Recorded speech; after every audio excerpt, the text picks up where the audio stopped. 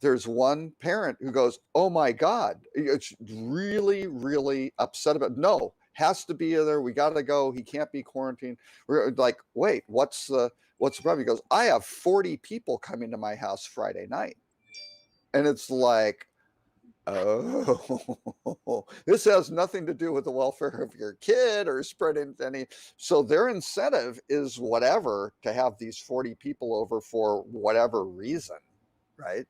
But yeah, they just kind of wait it out, and it's like, yeah, maybe Johnny's sick, maybe he's not, maybe he's infected them. They're having the 40 people, they're preparing all the food.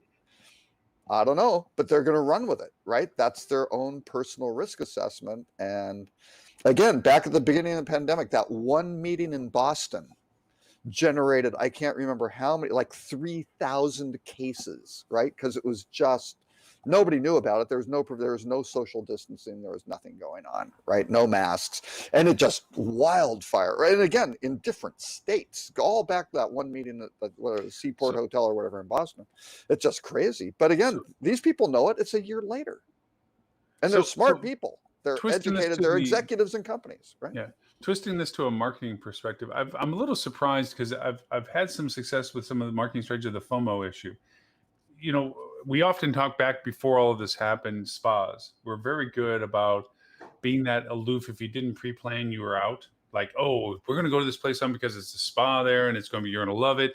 And then you show up and you didn't make the reservation that you should have made weeks ago.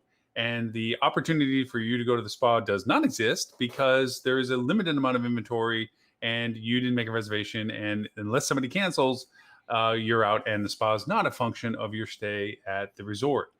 That FOMO aspect, we've begun to chase people or businesses around us down that have limitations, whether legally, municipal, wise, or what have you. But if they still have seating restrictions, asking that we can have a level of accessibility that we can offer our guests for early reservations. Like, hey, this is a super cool restaurant. Limited seating. They are open, and it is convenient to the property. But if you're going to book with us and you want this restaurant to be a part of your itinerary, here's the link for our priority booking capability for you to get a seat at it before you get here. Why isn't people doing more of this aspect? I don't understand, because in all honesty, we are still in lots of markets having that restrictive capability. The places that open up free for all, Melissa, I told your story, probably embellished it more than it was real, about what you had for your restaurant adventure. Did you really have to kill 3 people? Is what I don't know. I said 3. It could have been more, but hazmat suits, yeah. Yeah, you did the whole ninja thing with anyway. So, but the the overpromise under deliver kind of mentality. Why not adapt that collaboration, saying, look, staying with us gives you value beyond just the fact that you're staying with us. We're giving you accessibility to things priority wise. Where I'm actually having a group right now reach out to the museum that has by reservation only attendance in their area and saying, hey, can you create this thing for us that we have a certain allotment that we can guarantee we have access to? And then, of course, any means for our people to go and reserve with you that they can be given that, that prioritization being placed in. And yes, there's compensation involved in all this other stuff. It's not just a gimme kind of thing, but, scratch my back, I scratch yours kind of mentality. I can give you people. And they're interested in it. Just creating those collaborations. I don't see why we can't adapt to the current world, which is there are limitations to certain functions and things and places. And why not, because you're a neighbor and you're in the same community, create some sort of relationship value that you can offer? Oh, just marketing thought. But you have 2 different camps now. I mean, the marketing has almost become tribal, right? So my wife, this is a couple weeks ago, we went down and visited my daughter, and we're fully vaccinated, and that's all fine and good, right? So we go to this little town which is outside of Austin called Wimberley, and it's a cute little touristy type town. But in the windows, there are 2. One is masks required, right on the door and things like that. And then there are other ones that say masks not, all in caps, underscored, and not required, right? And there are people going into one, and we heard people commenting, oh, I'm not going in there. They require masks. I'm going in there, right? And then exactly the opposite, depending on people's political persuasion, whatever the case may be, right? And you just looked at it and went, this is just not great. But people are capitalizing on certain things, but it's this weird tribal thing, right? And again, it has nothing to do with public health in some cases. Melissa, on your numbers with it, it seems that June is still the benchmark of interest for peak travel, that people think they're going to be traveling. Is that inconsistent with you? Yep. Yeah. For the next trip, not for this. They may also be going in July and August, right? Correct. Sure. That's the next trip. So they're the early. That's the next round of questions. Is it?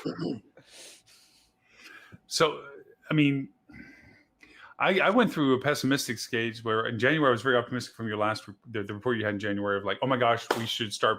January is the planning month. I mean, I remember having it on the show. We're talking about this is the month for planning. We should be going over and opening up the marketing plan here and getting people interested in booking with us because it looks like summer's optimistically when people are going to be floodgating out and doing all this. And then all of a sudden we start getting the bad variant news, the bad distribution of vaccination news. We had January 6th obviously happen, all this other stuff. And then I got into real pessimistic mode, which was, oh, gloom and doom. It's not going to be till the end of the year if we're lucky. And, I went into this whole alternate cycle of, nope, doesn't look like it's really going to happen. It's too many false starts. This isn't the time. This isn't going to happen. But from what you're seeing in the numbers, it's still relevant that that's people's perception of their first opportunity for travel or their willingness to have the first opportunity for travel. Well, I can tell you, having now met with all of my local clients in Myrtle Beach, and again, I know this is specific to Myrtle Beach, but looking at booking windows of people who booked during the month of March for the first time in months now, we're finally getting out of that 0 to 7 day window. We had a boatload of bookings in like 90 plus days out. So people finally are shopping and booking long-term and feeling okay committing outside of this weekend and waiting for, to see what the weather's going to be like, to see if they're going to come to the beach. So I think that is extremely encouraging for summer, for sure. I'd love to see all these breakouts on all the charts that you had broken out for the vaxxers versus, the non-vaxxers. I just think that would be, you start looking at age and gender and all that sort of stuff. I think that would be, fascinating because it may inform some marketing decisions because I hate to say it, but the opportunistic hotels will look at it and go, well, here are the people who are traveling. Let's get them, let's get them in here. That may not be good for public, but again, it's, each individual has to do their own thing, right? So, well, I think all signs that we see still show consistently a strong summer ahead. There's a lot of, we've all talked about the revenge travel, what have you, and so forth. I think the summer is going to be very strong, and maybe even in cases where it shouldn't be. So that may even be to a detriment. I think my bigger concern is what happens after the summer. Because if that business travel doesn't pick up and we get past the summer, Q4, late Q3 could be problematic. Yeah. Kind of in a reverse perfect storm, because here we are, we talked about labor. Obviously, we started a conversation a little bit about that. And we're in this perfect storm of there's not enough labor.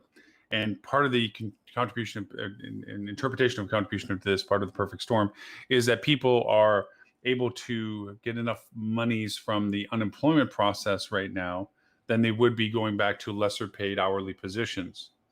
Okay, I don't buy into it as much as it's leaned into, but I'm sure it's a contributing factor to some people's decisions, like why work when I can make as much or if not more currently, and then when that runs out, I go get a job or go back and get a job, because right now there seems to be such a high demand for it. We are so stumbling over ourselves in bad service, and we are so stumbling over that people are probably we've already made that comment before, people are probably spending past their financial means for their first travel experience because they just need to get out, and they will go beyond their means to do so to be able to make that happen, regardless of their future financial security. And now all of a sudden they go out and they burst out and they do this travel that we're talking about. Boom, yay, I got my trip out, I got my trip out and everything. Then they go over and they don't have the monies to do anything more again. Now they're running out of monies that was being given to them, and they're now looking for a job. And because of all that reverse boom, you have a lot of people that aren't going to travel looking for a job that the industry doesn't need them for anymore because there's less people traveling. It's the mirror to what we're just now talking about.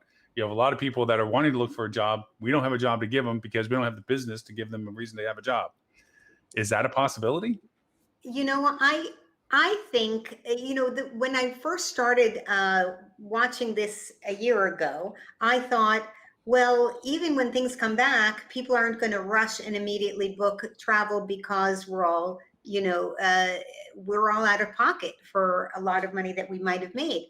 But the fact is, that's only in the hospitality industry. And supposedly overall in the country, the unemployment rate is very low. It's just for us that it seems dire. So, and of course, there are people that are underemployed or employed, made do with some other type of job. But in reality, I've been told, because I watch CNBC every day, that people are stockpiling their money.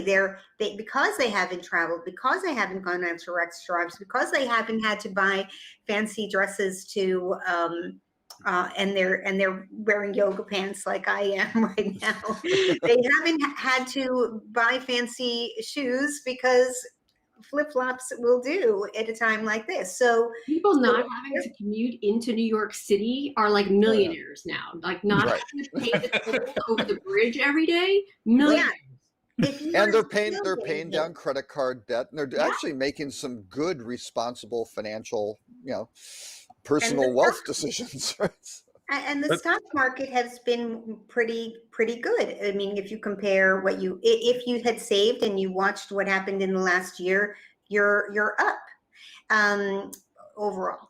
So I think there's a lot of money on the sidelines that's just ready to go. And I don't think that for most people, the financial thing is a problem. It's only a problem for hospitality people. Some hospitality. For a lot of the leisure, for a good segment of the leisure travelers who generally for leisure travel, you need disposable income, right? I mean, that's kind of the base requirement. Yeah, that should be, those with disposable income and the wealthier people are, the better they did through the pandemic, generally speaking, right? But certainly not within the hospitality, and certain sectors really got hit. And then you have the structural people who don't travel, right? Melissa, you're saying something. Sorry. I was just going to say the survey, I mean, from beginning to now has never said that a reason preventing people from traveling has been economic. Right. Okay. It's never been in the top few, choices. Right. Yeah. Sorry, Robert. The people who can't afford it, they didn't travel before, right? Sort of thing. They're just kind of on the sidelines. Okay, well, I'm gonna hang on to one vestige of what I said then and say corporate travel. Is it by choice, restriction, or need? Yeah. Choice. Okay. We've proven corporate travel, the need factor for it is not as high as it once was before. It has proven that we can exist in certain levels now of dialogue and travel. Now, I'm not talking community travel so much as I'm talking about travel for business, corporate travel. But there is a chewing at the bit about getting back to some normalities or ways we used to do things about corporate travel. But again, going back to the Gates thing, even if he's 10% right, as Tim says, that's still a huge, wicked amount of money that is not going to come back into market. And a lot of businesses, a lot of big boxes, downtown big boxes, were built on the premise of continued growth on that kind of travel spectrum. So there will be some retooling in our markets, I think. Will they be able to exist at the new levels or the levels that would exist for corporate travel when it comes back to the level that they feel comfortable with? Because corporate travel doesn't spend unless there's a value proposition for it. They're not going to do it out of the benefit of the people they're paying money to. It's like, oh, that hotel needs my business, so I'll travel just in case. No. That the algebra that figures that out, I think, has fundamentally changed for a lot of these CFOs, right? Because I think a lot of these CFOs are going to be looking at it going, you know what? We have necessary travel and we have discretionary travel. And that slider is going to be moved radically toward this is all discretionary until you can prove that it's mandatory. Yeah, it's a must have, not a nice to have. And I think that's going to be the big headwind right? It isn't necessarily going to be the profitability of these companies or even the pandemic. I think a lot of these CFOs are going to look at it and go, wait a second, we can drop X percent straight to our bottom line, keep people on Zoom for the, and yes, if the salespeople need to go to close the thing, that's great. But do we need to send 3 on the team, or does just 1 go and the other 2 tie in with Zoom? Or do we do it for a 4-day trip and we're going to go entertain and do that? Or do we make it just you fly in, fly out, and you're back? And a lot of these travelers, a lot of these road warriors kind of go, oh, I can spend more time with my family or something. Maybe there are better things that I can do aside from just being, leaving on the 6 a.m. flight on Monday and coming back on Thursday at the 10 p.m. flight. I'll share something. I can't share who I'm doing this with because it's a whole different thing, but I'm going to pull a Tim Peter. I can't talk about who I'm dealing with, but I'll tell you what I'm doing. Is yours CIA related also, Lauren? Again, Really? it's, Wow. there's guns involved. It's really all, no. So I was talking to a client internationally, and I was joking about VR, like, I'm a geek and I was like, he's like, dude, you have Quest 2? I'm like, yeah. He says, you can join our meeting. And I'm like, what? And it's like, he says, yeah. And so we arranged it, and they used a VR meeting platform that I already had, but it's free to download anyway, so it wasn't like a big deal. And there was a virtual C-level meeting, and they were very peachy to have me into the company. This is Lauren, you're doing the virtual, and it's in virtual reality that you're doing this. And I'm like, are you guys going to keep doing this? It's like, well, yeah, no, maybe we're trying. It's fun. It's, the goggles are $299. It was no big deal for the C-level people, blah, blah, blah. And we're all sitting around the same room. And it's like, look, I make a whiteboard in the middle of the room and all that. Oh, half of the time was playing. Okay. Just half the time was playing with the C-level. But the cool part was that they were going to evolve that when people did begin to travel to do, because virtual reality is the whole 360 experience as well. It's not just the virtual reality world. They're going to put into a 360 camera, because I already had the software where you have a 360 camera in the middle of the table, and you can look around if you're joining it from that perspective of the camera in the room. So when the people begin to travel again, is what they're thinking, is that they're going to get in the room together, but not everybody's going to be able to make it. It's hard to organize these guys into one place at one time. You know how C-level people are. They're all over the place, and schedules and everything else. But it allowed them to go over and say that if we have a meeting and somebody can't make it, we're just going to plop the camera in Bob's seat, and Bob can be there in a 360, and he can look around at all of us in the room. And we're like, I'm like, okay, they haven't done it yet. That's what they're thinking they're going to do. The technology's there. Yeah. Yeah, the technology is there. And especially as 5G rolls out more and more, phones are making it even easier to do that kind of stuff. But again, and the cost of technology for it and everything else. And that kind of goes back to our labor discussion some more. And that is, there is technology implants that can happen that can help with the augmentation of lack of staff. There are things we can shortcut that would allow us not to need as many people to do the same things. I will go on Adele's side of the whole conversation. You should never remove the human element. That should never be, the fun little things we used to look at in the news features that you sent us, Robert, over a year ago, of robot dinosaurs checking in people in a Japanese hotel. Oh, yeah. Cute. That they pulled those. They pulled all cute. those out. Yeah. Exactly. Because people do want to have recourse. I mean, that's probably one of the core values of brand compared to independent hotels. That if you have a problem with your experience, you feel that there is more options of going to somebody other than the one guy that showed up at the desk and said, tough luck, that's what we do, and leave it. And he was the general manager of an independent hotel, and there was nobody else you could talk to about your bad experience. That's where review platforms came into play, because then you did have a different voice. You had a bigger voice that you could influence the business by your reviewing their experience with them. And with brand, it meant that if you didn't have a good experience, you had other places to go to that said, hey, that hotel that has your name on it sucks, and this is what happened, and you feel that they're going to respond to what you said. That's a value of brand that you don't often get in other places. So I think in strange ways that having a human element, you want that recourse. Hey, the technology is not working, my key thing doesn't work, or this doesn't work. You have a human that can come in and intercede and help you with whatever the problem or issue may be. So I think that having just a tool, for example, like I used Trainual at one of the hotels, and where you could make videos of here's how, hey, here are some of my best tips for how to clean the room. Here's how I know I'm making something really perfect. It's really important to make sure this, and this, and you have it in writing, and you have it in the video where you're actually emoting and explaining why things are important, so that it's not just factual, but they get it, and they'll remember it. And if you have all those training tools on video and you're onboarding new people, even if they're not experienced, if they can watch all the videos before they actually show up for their first day of training, and they're kind of ahead of the game.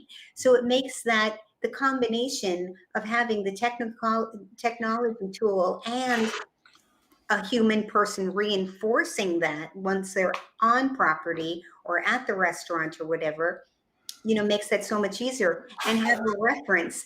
This is what the banquet setup is supposed to look like if you're doing continental breakfast. This is the way the table is supposed to look before a board meeting starts. This, and this. This is the way, the bed is supposed to look at the end of the day.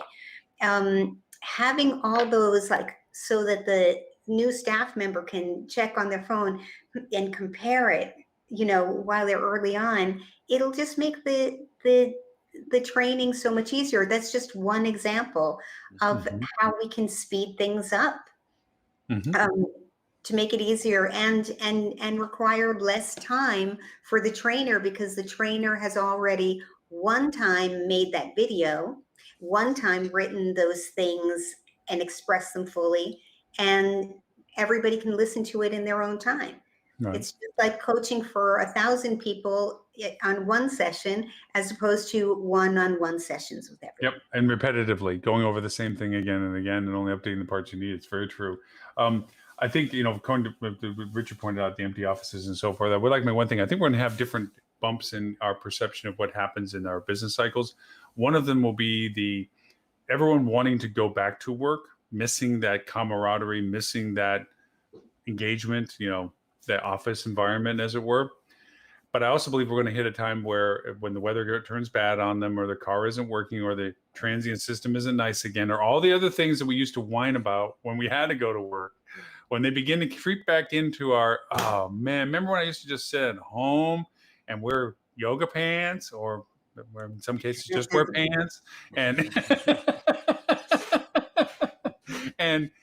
do my work there, and I didn't have to worry about the train schedule or the snow or the car starting or scraping out the driveway or whatever else went on.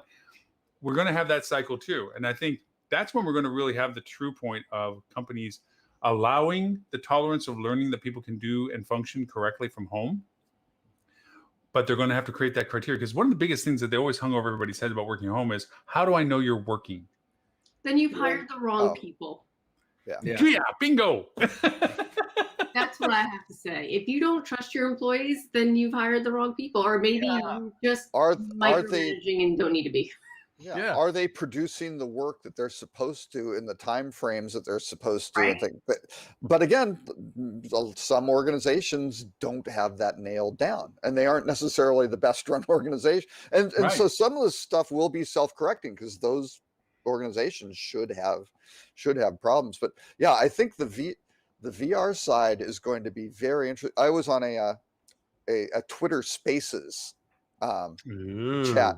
Yeah, because I can't get on Clubhouse. But it was, no, you don't want to follow Robert Scoble. He's been around. He's a Silicon Valley guy. He's been there for Scoble sounds familiar. Yeah, Scobalizer. I think he said blog Scobalizer or whatever. But he had a very animated discussion with several other people about VR, and there are a couple of people who are going, "Oh hell no! I'm a B2B salesperson. I got to be out and do that. Here's how I close these sales." And it's like, wait a second. Yeah, you do not. What are you doing? Is it the handshake? I mean, what is actually happening in that session that you can't do in VR? Aside from, I took the time, they finally resolved, I took the time to come visit you, right? So I have invested in this relationship by inconveniencing myself to the point where I have to physically be here. And so it's like, well, yeah, but what if you eliminate all that waste? Commitment Yeah, level. that level of commitment. Like I canceled all the appointments, I booked the flight, I paid a fortune, I'm here, let's close. Okay, that's an outlier probably. Well, Right? and there's So a what big about difference. everything else? There's a big difference between getting somebody. Let's say I schedule a meeting with you 1 o'clock in the afternoon, and we're on Zoom, we're on a phone call, whatever the case may be. Yeah. And now I've got you, but you're still in your office, and there are still other things going on around you, as opposed to when we go to a conference somewhere, or I'm taking you out to dinner somewhere, or whatever it might be. And now I've got you away from all of that, and you and I Right. have a one-on-one. Right. It's never Yeah. going to be a full replacement, because I'll even add to that the list of body language. Oh, I've always prided myself in being in a gathering and being able to read who really knows what they're doing, not doing, and don't care. what are you talking about, Lauren? I don't know what you're talking about. But, it just, and that will get missed. I think sales pitches and sales dialogue will still be best effective personally, because there is more dynamics, eye contact, Yeah. innuendous, and beyond the verbal body language, posture, temperance of patience, whatever have you. I think VR is great for functional interaction. That's not a requirement. Hey, I got to get something done. I need you to be a part of that process, if not the facilitator of certain things. And my whole thing is communicating the concepts and information to you, and understanding what you can be back. I don't need whether we're making eye contact and giving huggy squeezies. I don't need that. What I need is show me what you're talking about, explain to what it is that you're doing, and let's communicate back and forth to resolve whatever it is that's causing us to be together. That has a spectrum of VR and Zoom and everything else. Yeah. But The question is, what's the percentage though? Right? That's, I think, the Yeah. burning question that nobody knows. We know it's not 100%, right? And we know that it's valuable. So it's not going to only be like, well, 90% of the travel's gone because you don't need. It's somewhere in the middle. And I think it's going to be very interesting. Is that 70 or 30? It's probably in that range somewhere. And again, who's making those decisions for corporate travel? It's going to be somebody who has a vested interest and a reward in lowering that number, Yeah. right? I want to address Richard's question Yeah. in the comments here. He said, isn't it hard to have a company culture when working from home CEOs may care? And I can tell you, as someone who's worked from home for goodness, like 8 years now, maybe a little more, well before COVID ever came into play. Yeah. And I've done it with companies that were work from home companies, particularly because they had a global presence. And so it didn't really matter where you were, because you were going to be remote anyway. And I've also done it with companies that were not what I would call a remote friendly company.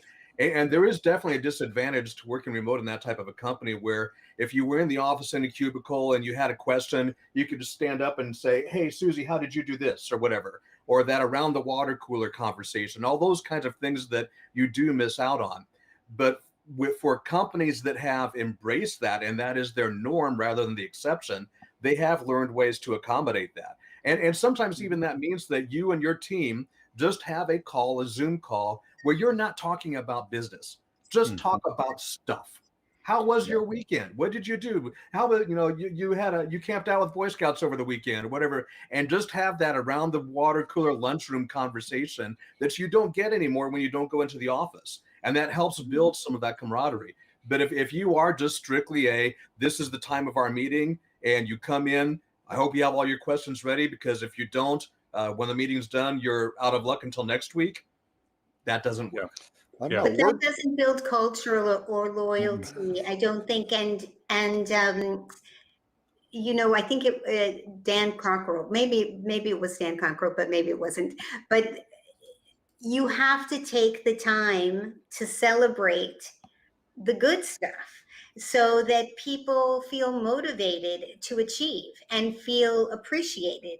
And I think that is a really, it's as important as getting paid, to be recognized, to, so people can say, I see you and the great work you're doing. And I really like the way you handled such and such. And hey, everybody, somebody got a new client, whoopee-doo. That's important to the team. Right? There's also, and this brings up a whole nother aspect of personnel and HR and management and culture and so forth, that technology can augment to this. I've always been a fan of throwing away traditional methodologies like annual reviews. They're outdated, they're inconsistent, and they often reflect most recent activity and not the annual activity that they're supposed to reflect. I may have been doing a knockout job, but the last week I screwed up, and then guess what? My review's up. Guess what gets in front of the mind when they start doing the ranking and rating of stuff is the screw up of this past week, even though I may have been the lifesaver of the company for 11 and 3/4 months. And because of that, I believe that there's a way of doing this that adds to what we're talking about, that reviews isn't about the arbitration of one person's perspective or even two persons' perspective, the supervisor, the manager, whatever. It's the perspective of the team that person is engaged with, that involvement associated with what other team members think about you. And there's platforms like 7Geese and stuff like this that allow for this slight gamification.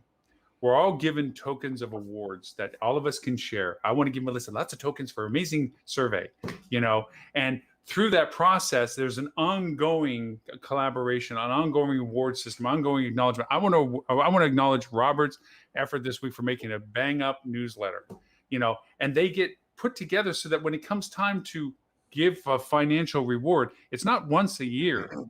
It can happen any time of the year, and it can happen during certain achievements where cumulatively you may have achieved something that said, I need to give you more money. I don't want to lose you. You're really good.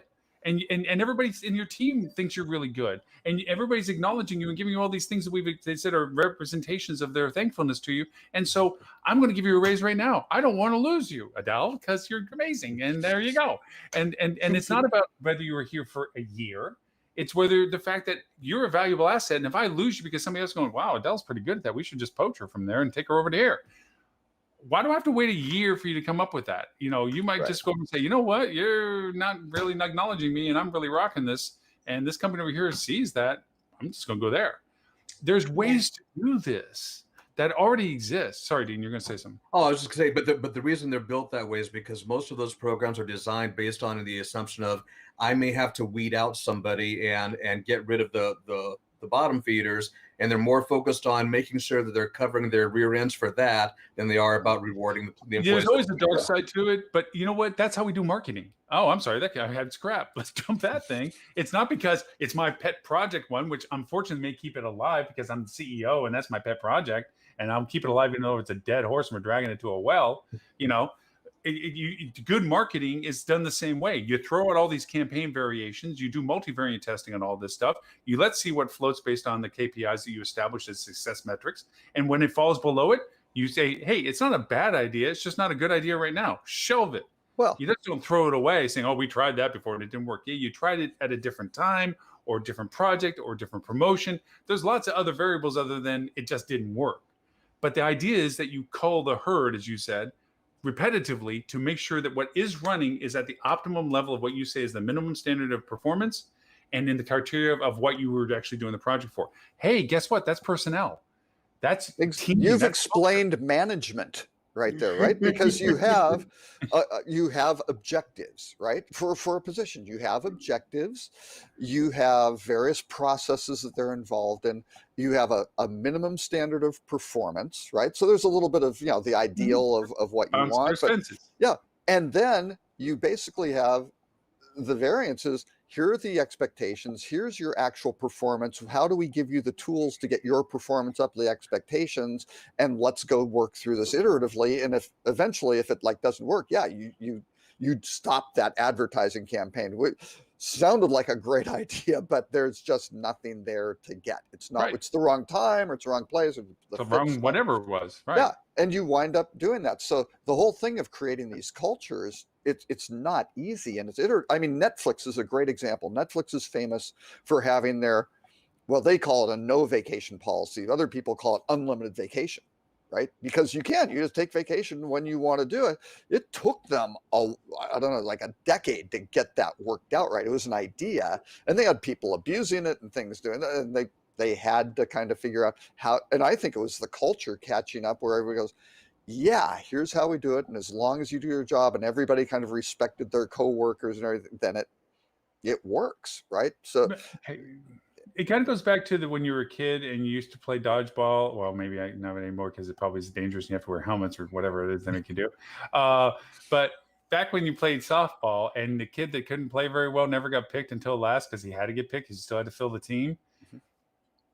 It's a sad world we live in, but people in business don't want to work with certain people because they're there and they're not good. And nobody wants to work with them because they drag down the project and it's like the old adage of bad apple. Bad apple can spoil the whole batch because eventually, okay, for me, I'm not really good at tennis. However, I love playing somebody better in tennis than me because I play my best worst game. Okay, I'll still lose, but I'll be miraculously amazing at it while I do it because I'm playing somebody better. I always want to work with somebody better than me, which is why I not you all the time if because that they're better person than is me. going It's to- like I want to work with everybody. if they're going to play with you. If they're just service ace, I win, and you can't return it. I then because- buy them beer and it's okay. It's all right. Oh, There's okay. an equalizer all over. So the But- humiliation factor, Lauren's okay with. Yeah. That's fine. So, it's like, hey, dirty pool is like, hey, drink another beer. We'll play better. Yeah. But the idea of it is that nobody wants to have a laggard on the team. You want to be that team that says, damn, I want to be on that team. That team rocks. Everybody wants to be the best at it. You want that desire for people that if you get added to that team, you better show up. You cannot come to that meeting unprepared. I loved going into the meetings that I had when I worked at certain companies. The people that came to the meeting, you came with your A game. You knew it was a Shark Tank. You knew you better don't have an opinion without backup because you will be chewed up. Okay? You loved it. That's what you were there for. You wanted to be that person. You didn't want to walk in with a cup of coffee going, what are we talking about today? Because you were going to walk out with no butt on the back of your butt, your behind, because you totally lost what you came in for. Some people don't. No. And I agree. And I like teams like that. You like teams like that. You like the full contact. Let's go. Hey, Right. we love it when Ed goes over and says, yeah, it's smart, but wrong. Okay, Right, let's bring it right. on. And that's right. Some people don't though. Some people don't like Yeah, that that's kind very of true. and they just want to go and analyze. Like Melissa hates other people. She might not like that. I don't know. She hates all people. No, I don't but- know. I and think I'm not Melissa's a hidden that was tiger. just a- that was a joke. I'm thinking you walk in thinking, oh, Melissa's not going to really push back Oh, on you this get and be shivved. like, ooh, that's a you bad get day to pick shivved that. and you go, what the hell happened? Yeah. Oh, I know. You You know, don't People know. who work with there's me long enough know that I don't speak up often, but when I do, I've got something to say. Right. Yeah, fair But enough. again, there are people who don't want that, and they look at that. Let's let those people in the room bat around. I'm going to go do the analysis, get it out, figure out the answer, submit. Go through whatever the project. Because some people just give me a process. Yeah, but that's and poor they'll sit meeting with- strategy then, because if you know there's people Well- on your team that come, like Melissa, saying, "Look, I'm going to come with data. I'm going to have information about this. I'm going to present it in its purity as to what it represents and what I think it is." You understand that's the mechanics of the teamwork. That's the fixer. Okay, Yeah. I'm the one that's going to go over and say, "Let's throw this crap on the wall." Well, yeah, and but I'm you that got to guy. make sure the right people are in the right roles. That they're, Right. that those fits are. I mean, when I was at Sabre, I inherited the weirdest. I mean, it was a highly dysfunctional team. Right? We had some great people who were in completely. We had people in account management jobs who really had problems with follow up and closure. Not good traits, right?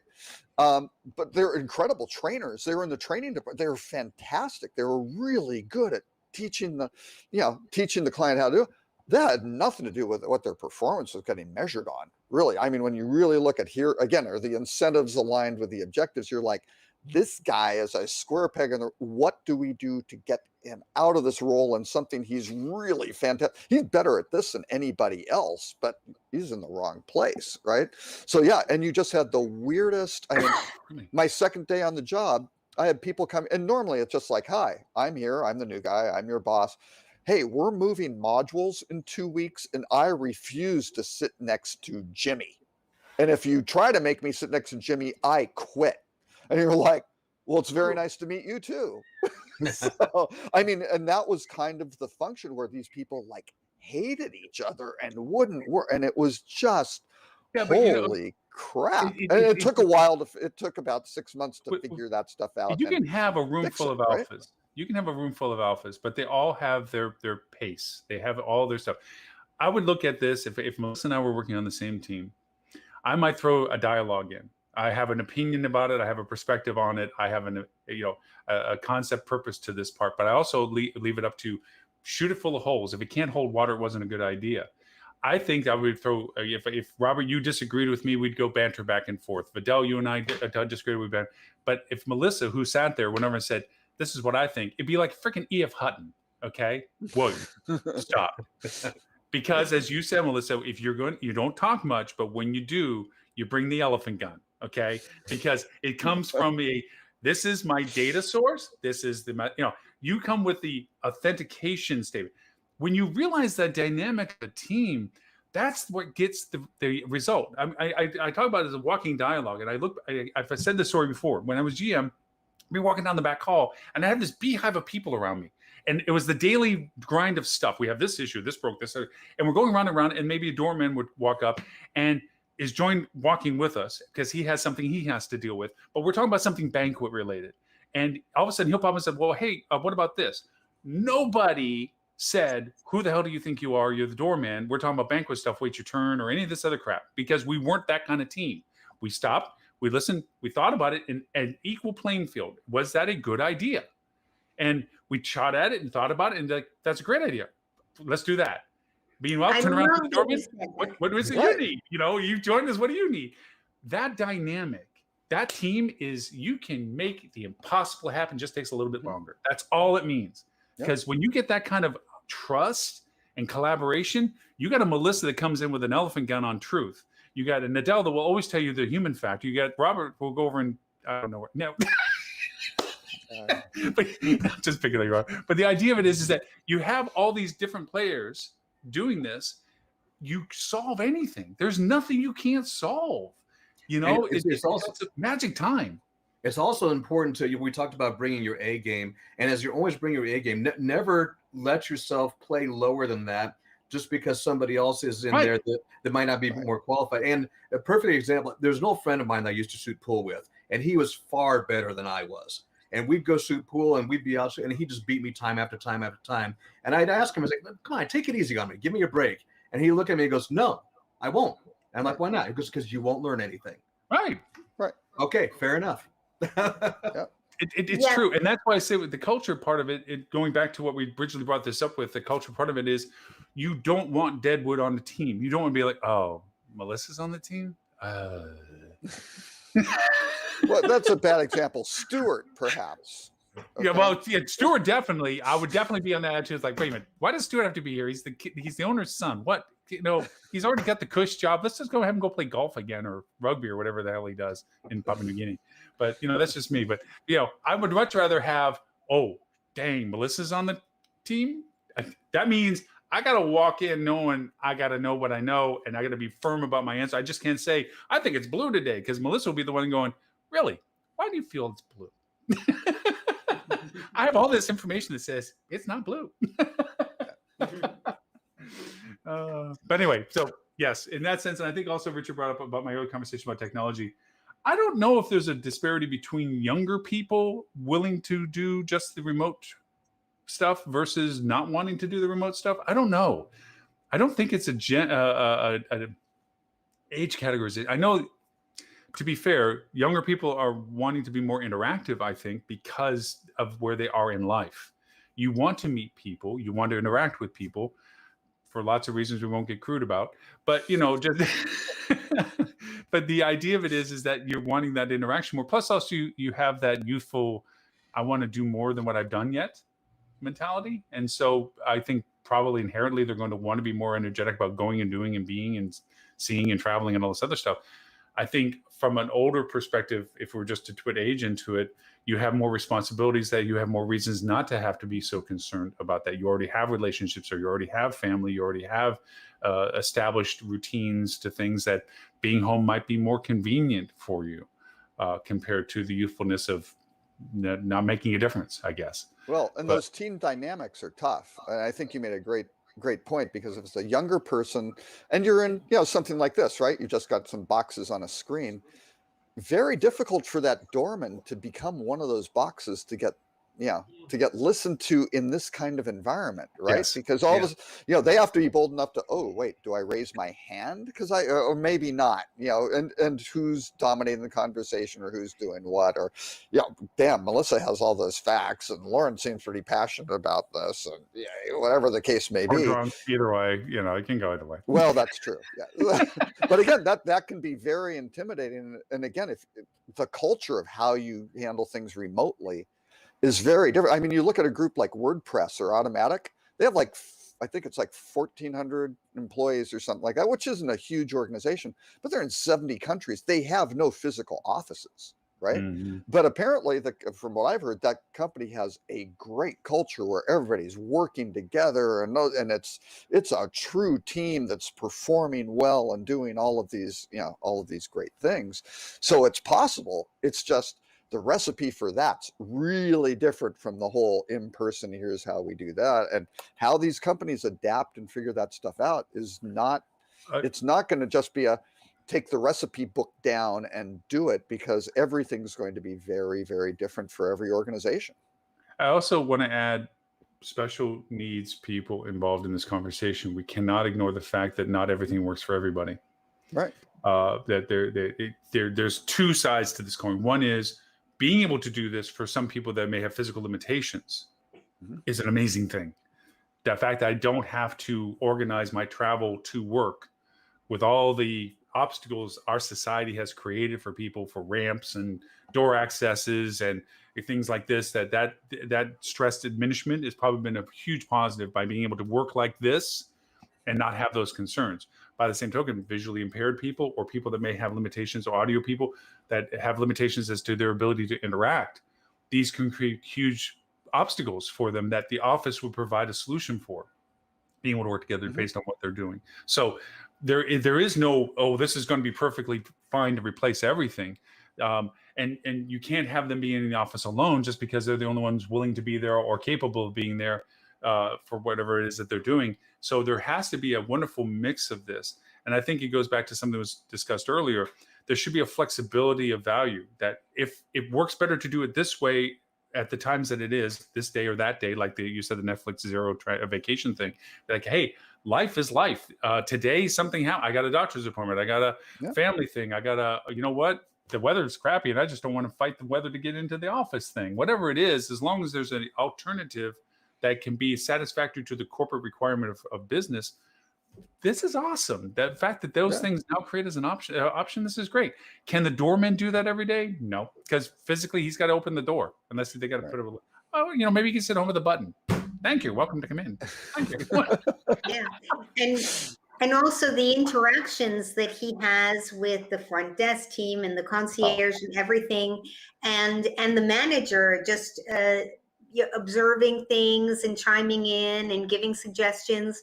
Those things are helping that person grow. How is a person supposed to grow if they're off in an office by themselves, not being observed? If for reservations, for example, yes, you could read through the transcript of the reservation. You could put on your headset and listen in, but there's nothing like just kind of being in the moment. That almost feels like you're snooping on them.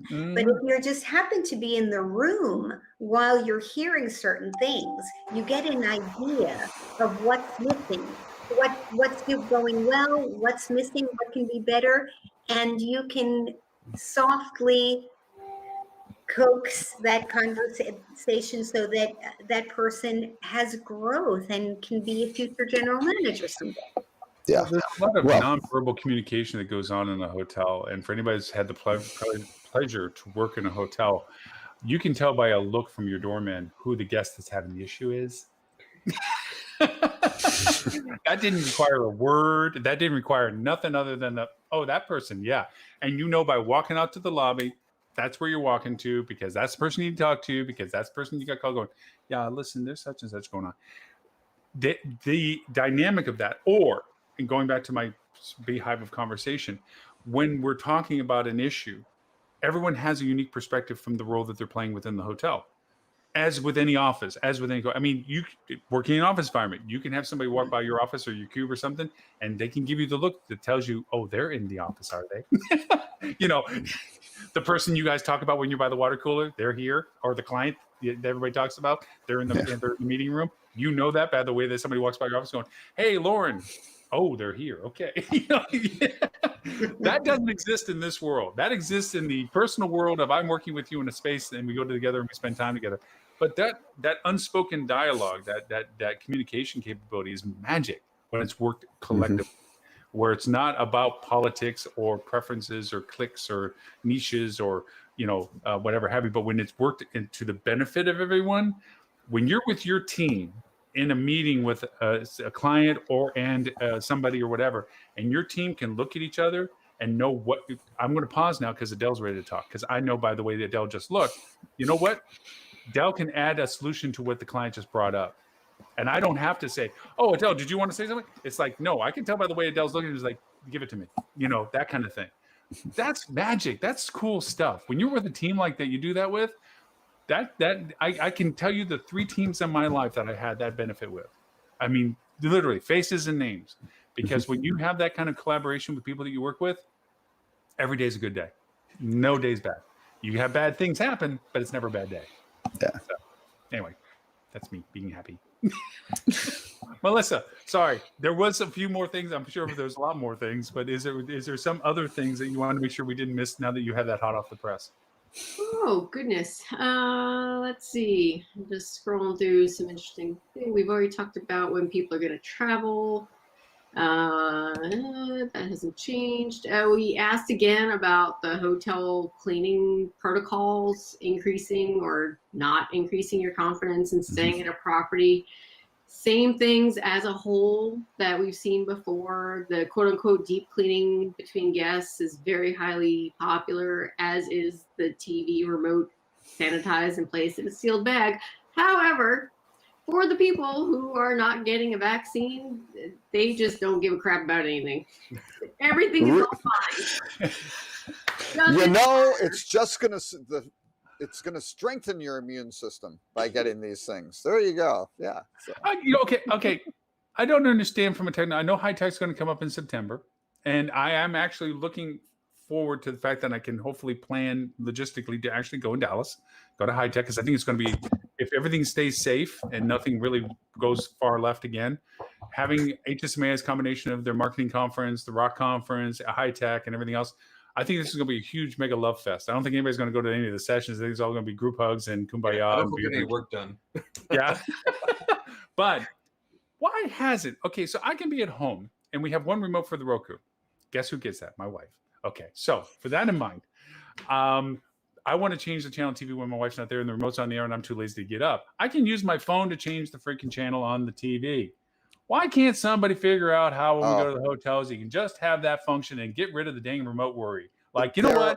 I don't want to touch the remote. Let me just log in and use my own damn phone to control the TV. You know what I'm saying? Having done a project last fall for Focusrite on this topic for in-room automation, guest entertainment, and internet, there are huge factors involved because all the technology. I mean, you're dealing in that situation. You've got to deal with the Apple ecosystem, right? To make sure the app gets on the phone and everything like that. You've got to make sure that all of those owners have the proper technology installed, which may be a set-top box. It could be an internet-related thing. It could be all sorts of items related to that, which cost money. They need the right kinds of televisions that interact with that box, because just a regular coax cable coming out of the back of the set-top box ain't gonna do it. Sort of thing.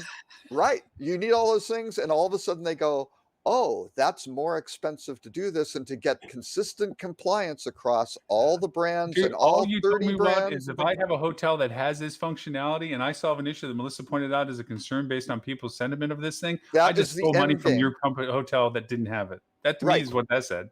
Yeah. No, and that's what you do. And some groups are able to do that, but like a Citizen M or somebody who started with like tech first type thing. can do Marriott- that, right? Because Marriott they were already able to had get a lot of these standardization. COVID protocols and things like that. They kind of went, yeah, we've got our service bus, we got the data, we can do. What can we do? We fix it on the interface and we're done, right? That's how it should work.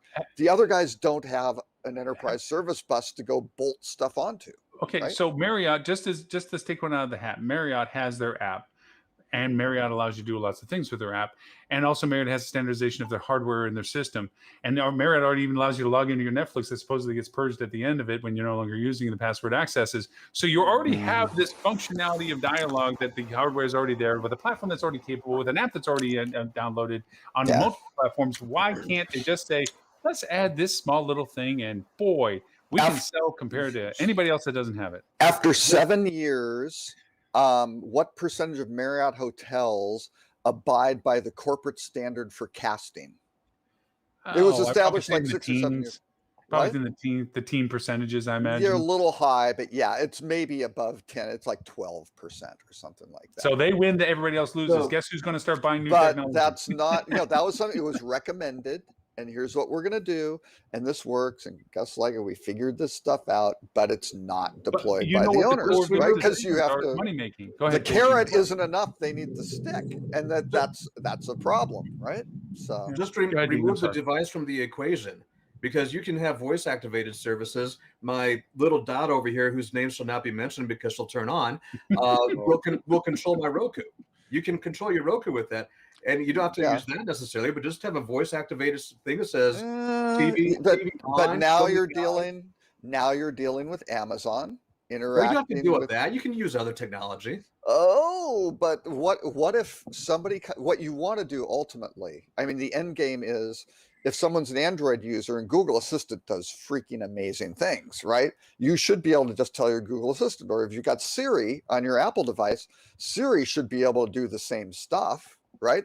Or if you're Amazon, right? And you're carrying your little Fire tablet and you've got, Alexa, that should be able to do it too. It shouldn't matter. But building that technology for all of those sets to come into the same, same funnel and to have all that same functionality is No. very It's the same thing as You like put your Lauren was own in saying the with room. Netflix.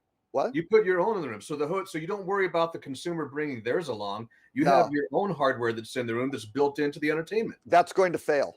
That the end user interface, it's too expensive. The technology has to be updated, and the owners can't keep up. That's why all the little you'll still, I mean, if people were traveling, they'd still see the little clock radio with the Apple thing to plug your phone. You're like, hey, that's not a Fire. It never fits. Yeah, and it's junk now, right? And Yeah. you now have to replace the whole device. So yeah, all the ones who put in here are the tablets and things like that. Again, you're touching something in the room, which is why not just touch the remote instead of the tablet, right? I'm on Hilton's side of doing the phone that does everything. Oh yeah. But again, I push back on the logistics to it, because even now I've built an app that automatically goes to iOS and Android, and I'm not saying and to both. And I'm not saying that simplicity is something that to scale a Marriott or somebody could perform, because obviously I'm dealing with different metrics. But the idea that that's a fence or a problem, it doesn't exist. Most everything app-wise, if to market, goes on both platforms. What SDK are you using? How many versions of Android are you supposing? Just the newest version? Still, all of them are baseline now. All of them are baseline 6 and up and stuff. And it's the same thing why you can't use stuff on Internet Explorer anymore. It's because it's been turned off. I'm sorry, if you're that old, it doesn't work. And yes, you can still use the remote, which goes back to that process. But yeah. But if you built it on that version, and if you're Apple, all of a sudden it has to get updated. See what you did, Melissa? These guys have really, and I completely agree with you. You should be able to just go to your device, use it, and say, watch Handmaid's Tale on Hulu, right? Because that's gonna be a big thing in a couple weeks, right? Open guide. And it should just go there because you have a relationship with Hulu, right? On your phone, it's right there. You should just be able to do it, right? But Hulu, the problem with Hulu and these things, the hotels, or Disney Plus is a better example. They can't even talk. They can't even get a call returned from the Disney Plus people, right? They won't talk to the hotels. They're like, you should be sitting here. We have X tens of thousands, if not hundreds of thousands of rooms every night, which you should be looking at as like little individual movie theaters. And we could introduce a service to people with a deal, and you could onboard more, and they're huge opportunities. Nah, nothing. So again, these guys, it's the internet bandwidth, it's the mesh networks, it's all of this stuff. And when you talk to these guys about, well, what are you doing for Wi-Fi 6? What are you doing for 5G? They're like, nah, nothing. And you go, wow, Wi-Fi 6 could just fix all this stuff. Well, But guess again, a strange way to a benefit. I mean, independent hotels would be more of a challenge, but I think Melissa, bring up what you're saying. It's an interesting thought. You guys have a wonderful app. It's already built and worked and integrated. This is an enhanced conversation of saying, well, what TVs do you have? Because if you, rather than saying you should do this or you have to change all this out, there's a lot. Because let's go back in some age. There used to be, when you went to high tech, rows of TV service providers, all proprietary. Mhm. Everybody had to have their own equipment boxes, TVs, everything else. Good God, it was like a main portion of the high tech. That's gone down to a trickle because you can just buy off the shelf smart TVs, plug the dang thing in. As long as you got, AT&T, DirecTV, something or other, you feed all the TVs and everybody can choose 1,001 channels anyway. And it's cheaper and easier and less, whatever have you. The controls over that and the contracting isn't that simple. Okay, for I these understand guys. there's That's a logistics. in some brands, but big obstacle. You can do that, and you're like, good. You have 200 TVs in the hotel.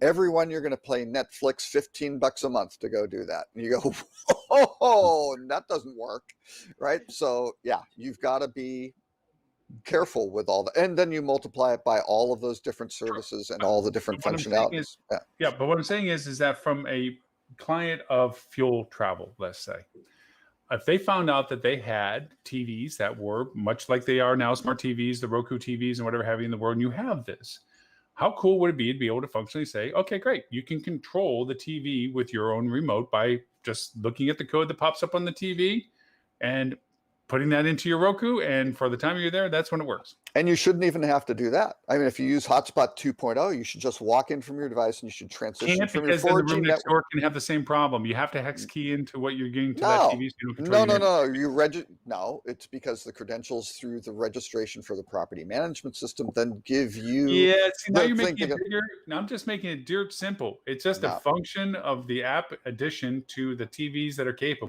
You're It's not really oversimplifying. with the wheel. You're grossly See, Melissa, you're oversimplifying. still making this problem for us. Sorry, Yeah. but you guys No. It's not my fault. I just am We're gonna agreeing with battle your it out. intelligent introspective of a problem that's trying to get solved, while Robert, ignorant as he is Oh, to no. the concept It of should be solutions, is the looking at end nothing but state. obstacles. The end state should be there.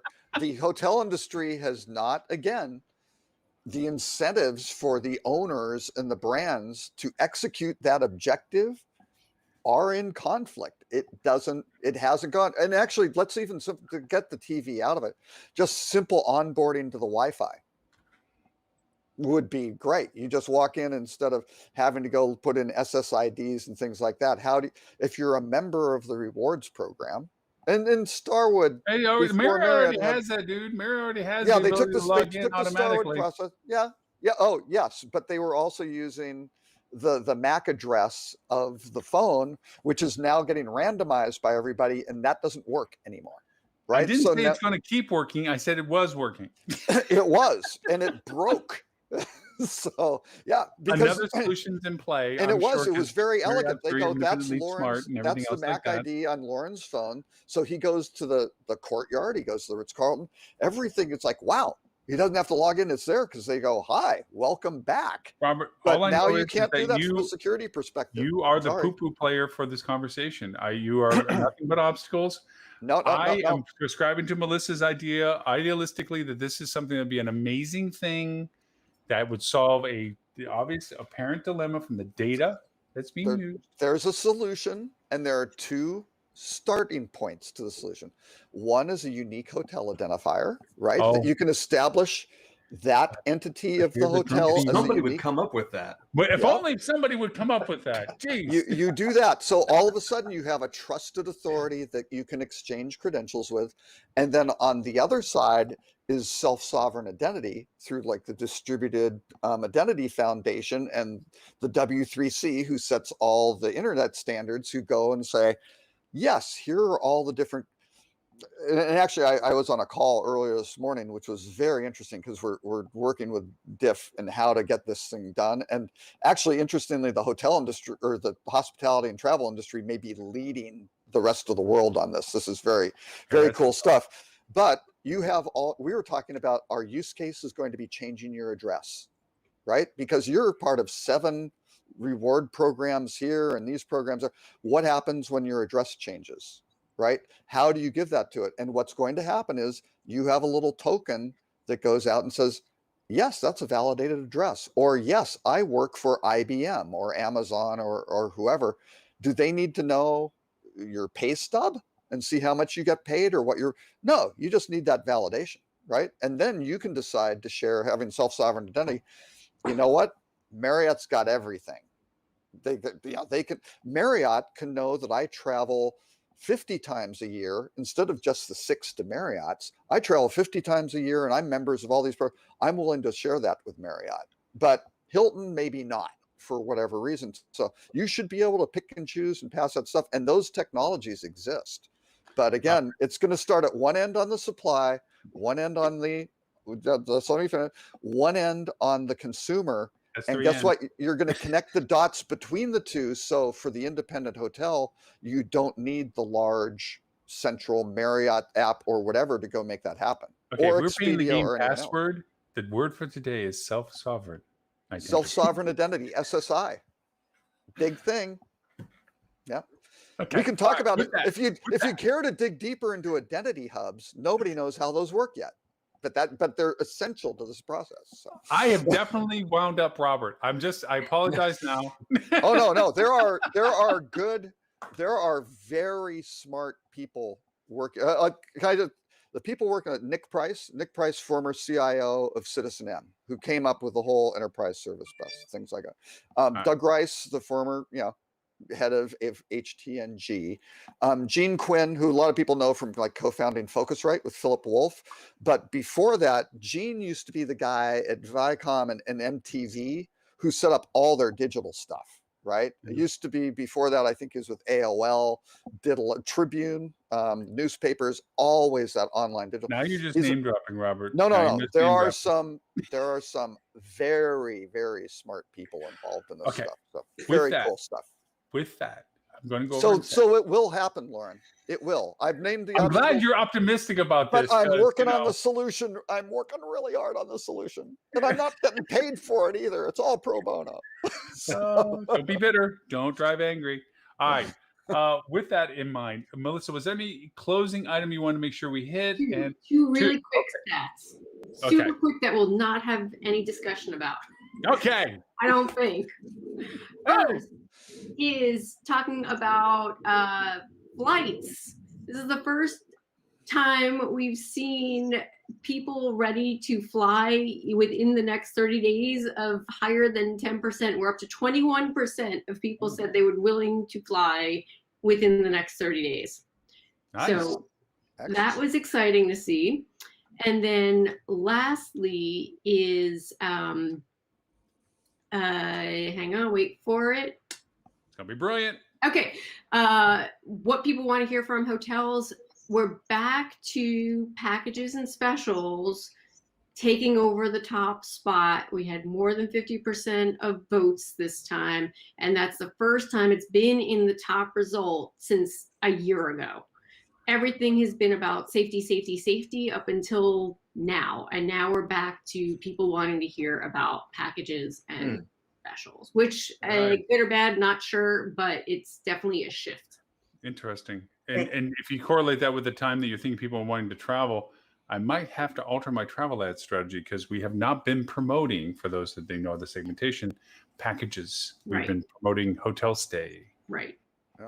I'm curious. I haven't been on a plane now for over a year, And I know for a long time the flights were doing that staggered seating thing, leave the middle seat open, those sort of things. Are they still doing that? Does it Delta. Nope. See, I Still would has be it until comfortable June, don't they? flying, but I would not be comfortable flying with that guy right next to me. I'd have issues with that. Doesn't Delta have that still until June? Maybe. They've all said Delta's it's gone making away. a big promotion about they're still keeping the center aisle empty. They might. Southwest, I think, gave up on it. American Oh, definitely. everybody did. else has. Yes, Yeah. everybody else has. American was one of the first to jump off of that. Yeah, but yeah, I think Delta is still offering that is the case, and or rebook if for any reason, because they are allowing the plane to fill, but they're not selling it. But if they have to, then they will let people rebook if they don't want to. Oh no, May 1. They'll stop May 1. blocking. Yeah. Okay, Yeah. All right, so May. it's almost over. next month. Yeah. Yeah, Okay. they're all jumping all over the CDC. I mean, even just this week, jumping all over the CDC, saying Oh, the it's cruise safe to lines. be in the middle seat. We're full speed ahead, Yeah, folks. cruise lines are making ultimatums, which is like, okay, you're going to cut your leg off just because. Oh yeah, you we'll got- just leave Florida. Yeah, completely. Yeah, that's going to work really well. Yeah, Um, you can send all the ships to the Mediterranean for all the Europeans to get on them. Yeah, that's going to happen. That'd be a Yeah, positive. Well, first off, Melissa, way cooler you're here than Stuart. It's so nice that you're here. We really don't miss Stuart. Not that we really missed him anyway, but especially now we don't miss him anymore. Well, we never liked him, and we don't miss him. That's Yeah, right. We never liked him anyway. And no, it is. Thank you. Oh, for he's making not. it a priority. I don't think he's not. I don't think He's not. You know what? We poked the dropped tiger how off. many times today? Papua New Guinea, Tonga. We've done everything we can, and the dude's just totally dead silent. I mean, he's winning the argument there. Melissa, please, for those who don't know that the link is already in the chat, but where can they find the latest results when you put? They're already on the site. So yes, they're already up. You can go to fueltravel.com/blog, and it is there, along with the link to our 2-time award-winning podcast. Yes. And if people want to reach out to you, Melissa, where is it they can find you if they should have any questions about the universe and cosmic reality? Me on LinkedIn at Melissa Kavanaugh, and that is Kavanagh. Know you. Know you. I learned that after respelling your name multiple times. I probably should have my email in like 5 different spellings. It's fine. Just misspells, just like you do with domains. Just misspells. Just that way they redirect to the right thing. Catch all. And of course, I'm on Clubhouse too, if anybody wants to find me there. That's true. So with that in mind, Miss Adele, for people to know more about you and your podcast and everything else, where is it they can find you? AdeleGutman.com is my website, and you can find out about all the services that I offer, helping hoteliers become #1 on TripAdvisor or any review site. We can do better wherever it is that you are in terms of your guest satisfaction scores. There's always better that we can do, and I'd love to help. And I adore Stuart Butler, by the way, and if you get Stuart Butler on the show, you can go listen in today to my podcast that I just got live last night or this morning, my interview with Stuart Butler, talking about the convergence of operations and marketing. And so, you can find it on Apple Podcasts, Amazon, Audible, my favorite app, and any place that you listen to podcasts. And I'll post it, by the way, on YouTube as well. So you'll be able to see it on my website as well very shortly. And obviously Adele is excellent at a role of customer engagement and reviews and reputation management, but a very poor judge of character. It just doesn't fit. I don't know how does that work together? Hey, I don't know. hey. Oh, Everybody has a blind spot. I guess so. Yeah. We found kind of the Achilles heel of poor Adele. Oh, Stuart piped in. Don't worry, I'm listening. Yeah. Well, you're not talking, so we can talk about you. There you go. Mr. Dean, sir, for people to know more about you and your podcasts that are coming up today. Excellent. Yeah. So you can visit basecampmeta.com, where we have some educational resources talking all about metasearch. In fact, we have a class series that you can subscribe to on there, or metasearchmarketing.com, which is focused more on, hey, let's run the metasearch for you. So if you need somebody to run your metasearch campaign rather than hiring a person to do that, who, by the way, probably has to take the training that I mentioned earlier, we can run it for you. Likewise, we've got our Google for Small Hotels program that we rolled out. So if you're a small property that none of those big vendors out there want to talk to, guess what? We can get you live on Google Meta. And there's lots of ways of doing that. As you mentioned, we have resurrected the podcasts. So we've got 2 of those in the hopper. I've actually got content for 3 more ready to go. So inspiration has struck deep. I know. Lightning It's has like hit the ground. the lights have shined down upon me. I got And you 15 can reach me at dean@meta.com. Perfect. Mr. Cole, not knowing exactly all the things you do, but knowing you're doing it with very powerful and influential people by the name dropping you have, where is it that they can find you and actually find your award-winning podcast? My award-winning podcast? I would like to know where I can find that. I want to see what you go and do with that. I want to see what you do with that. It's like, well, yes, it's award-winning. Yeah. Secretly. It's in the secret circles of CIA. Yeah. You're the star on the wall. Yeah, no, that's Tim. When you talk about CIA, we got like the CIA and the KGB on the same call here today. Oh, and I've just started The Americans. I'm into season 2. Very, very highly recommended. So, aside from watching The Americans, you can find me at rockcheetah.com, where I do a lot of marketing strategy and travel technology planning, and try to keep those 2 groups from killing each other. I think is my main goal in life. And you can also find my work at Focusrite. And if you want to subscribe to the newsletter, it's bit.ly/rockcheetah, all lowercase.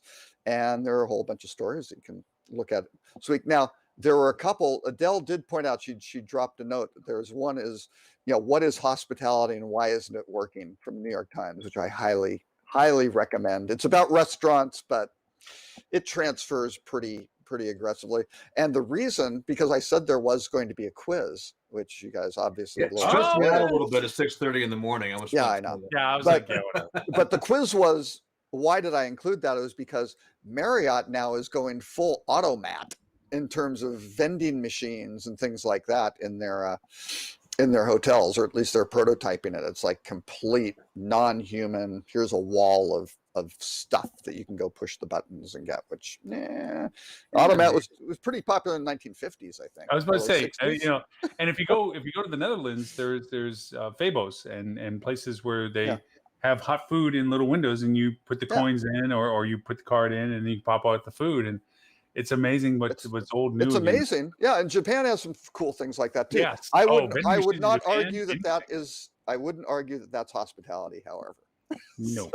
I do think if you're removing room service, which some hotels have talked about or do, and if you're removing the mini bars, you should have a place, especially if you're a big hotel, but even a small hotel, something that somebody can get to eat. If you're starving, if you just don't have the time to go out, if you have kids that are hungry at whatever hour it is, if you arrived on a flight from another time zone and, the restaurant isn't open, whatever, it's good to have something that you can just get. And that place may not make enough money to be staffed all the time. So, I have a little compassion for that. I don't think it should replace a restaurant. Right. Well, and I think the interesting point on that is another story that was in the newsletter was Marriott's now struck a deal with Uber and Uber Eats and things like that. So that's how you can get your food, through the third party. And you go, wait a second. Yeah, Marriott, you've got 100 hotels in New York City. Ghost kitchens. I mean, Travis Kalanick, who started Uber, right? Who got out because he's, an interesting guy to work for, apparently, has his ghost kitchen concept. I think he's just bought something like 100 some warehouses around in all these cities to start creating these ghost kitchens. Like, you got a lot of kitchen space and things like that. Hotels could make this happen and serve not only their own properties and probably figure out ways to do it very efficiently and quickly and less expensively than paying a third party who requires profit margins and things like that externally, all these externalities. I think you could do that. But again, a lot of these organizations, they don't see a direct ROI in doing it. So why are they going to do it? They aren't. right? Yeah, So it just goes by the wayside. Anyway, it is, and that, you know what? Honestly, I think we'll probably bring that up in Clubhouse. Oh, sorry, Robert. Next week. of course. But I've no, been shunned, to be technologically shunned. Yeah, wait. Hey, the So that's hotels, wait, the hotels will do the single sign in from any device. Maybe once Clubhouse will let Android users in. Who knows? Who knows to say? But Because that's such a hugely insurmountable technical obstacle. right, you tell would ya. think, right? So, Actually, yeah. I honestly think there's a handful of people in Clubhouse that go, "Oh wow, didn't expect that," and we're like, in there, they're like, "What do we do now?" It's blown up to be as big as it is, but. Yeah. All said and done, yes. And I think it's actually a very tangible conversation that we should bring into next week's live show here, Friday, is ghost kitchens and the emergence of, because room service was done back in the time when it was, don't tell the hotel guests what's around us. We want to do internal capture. We want them to be in our restaurants. We want this to be a walk in the door and not until you leave us, we take care of everything. And room service was a part of that component. And a lot of older buildings and larger established places and banquet facilities and so forth have the capabilities to adapt to the new world of what's going on, as we see with Marriott joining up with Uber and everything else. So all said and done with that, that's for next week. But to remind everyone, we also have the Clubhouse Conversations at noon. If you do have the iOS app for Clubhouse, we do it under the Hospitality Marketing Club. We do a room at noon and also at 8 a.m. Mr. Stuart Butler, who decided not to grace us with his presence today and give us instead the much more talented Melissa. He and Edward St. Ange, also who is not with us today, do a 8 a.m. Room, pretty much to the same context of open discussion, open forum. Has Stuart sobered up enough by 8 No. a.m. to function on that podcast? Well, it's fun. Stuart's still in a drunken stupor, which I think is why he's not on. Okay. Is that just he hasn't put on his yoga pants yet, which I'm actually thankful he didn't join the show because probably. Well, maybe with that, stood up. that indecipherable foreign accent, maybe the slurring helps and it maybe sounds a little bit more Probably, American English. I think what he calls the Carolina component, but that's just me. We are recording our podcast in person today for the first time in a year. Oh, Wow. Wow. So he'll be bringing in his homemade brew, hopefully.